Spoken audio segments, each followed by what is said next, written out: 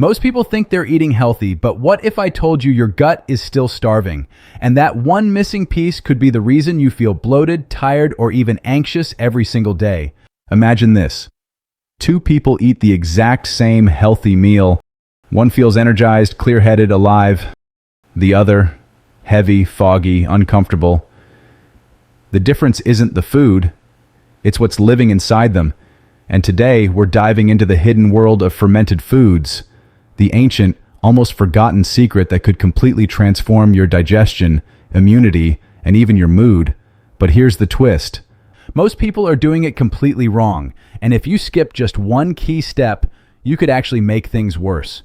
So stay with me because by the end of this video, you'll know exactly which fermented foods to eat, how to use them, and the biggest mistake nearly everyone makes. Now, let's break this down. Your gut isn't just a place where food gets digested. It's home to trillions of bacteria, known as your microbiome. And this ecosystem controls far more than you think. We're talking digestion, immune strength, inflammation levels, even brain function. And when this system is out of balance, which for most people it is, you start seeing symptoms like bloating, sugar cravings, low energy, skin issues, and even brain fog creeping in without warning. But here's where fermented foods come in. Fermented foods are rich in natural probiotics, live beneficial bacteria that can help restore balance in your gut. Now, not all fermented foods are created equal, and this is where things get interesting. Let's start with the heavy hitters. Foods like sauerkraut, kimchi, kefir, yogurt, and kombucha. These foods go through a natural fermentation process where bacteria break down sugars and create beneficial compounds like lactic acid, enzymes, and vitamins, making them easier to digest and far more powerful than their raw counterparts. But here's the catch. Most store-bought versions are dead, pasteurized, stripped of their probiotics, basically just flavored vegetables or drinks. So if you're not choosing raw, unpasteurized versions, you're missing the entire point. Here's where it gets even deeper.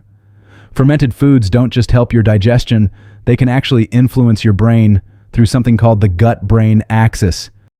Your gut communicates directly with your brain using chemical signals, and certain probiotics can even help produce neurotransmitters like serotonin, the feel-good hormone, meaning what you eat could directly impact how you feel emotionally, and that's why people who regularly consume fermented foods often report better mood, less anxiety, and improved mental clarity. But hold on, before you rush to load up your plate, there's something you need to understand. More is not better, especially in the beginning. If your gut isn't used to fermented foods, introducing too much too fast can cause bloating, gas, and discomfort.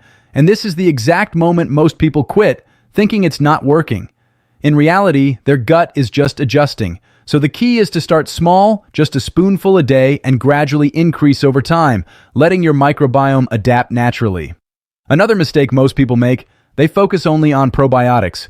But forget about prebiotics, the fibers that actually feed those good bacteria.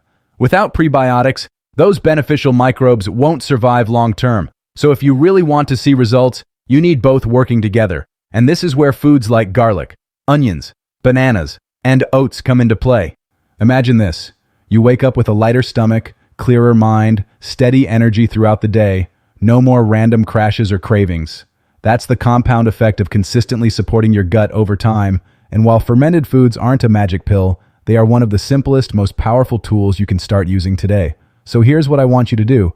Pick one fermented food, just one, and start incorporating it into your daily routine this week. Keep it simple, stay consistent, and pay attention to how your body responds. And if you're finding this helpful so far, make sure to hit subscribe because we break down simple, powerful health strategies like this every week. Before we wrap up, there's one final insight that most people overlook. Fermentation isn't just about adding bacteria, it's about restoring a relationship your body has lost with real living food, and in a world full of processed, lifeless meals, that might be the missing link you've been searching for all along. So the question is, are you feeding your gut or starving it without even realizing it?